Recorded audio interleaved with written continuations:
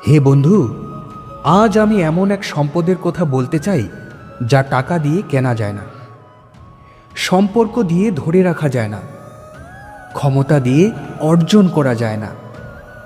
সে সম্পদের নাম হলো মানসিক শান্তি। আমরা সবাই শান্তি চাই, কিন্তু খুব কম মানুষই জানে শান্তি কোথায় থাকে। অনেকে মনে করেন মানুষকে বদলালে শান্তি আসে। না বন্ধু, মানুষ কখনো আপনার মতো হওয়ার নয়। আসল শান্তি পেতে নিজেকে বদলাতে হবে, নিজেকে ভাঙতে হবে, নিজেকে গড়তে হবে, নিজেকেই সরিয়ে রাখতে হবে অনেক দূরে। হে বন্ধু, নিজের প্রশান্তি তখনই পাবে যখন মানুষ থেকে প্রত্যাশা কমাবে। মনে রেখো, যার কাছ থেকে যত বেশি আশা করবে তার কাছে আঘাতটাও ঠিক ততটাই বেশি পাবে। সব কিছু কানে তুলবে না, কারণ মানুষ যা বলে তার সবটাই সত্য নয়।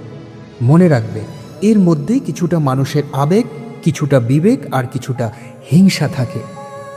কেউ অপমান করলে হাসি মুখে চলে আসো।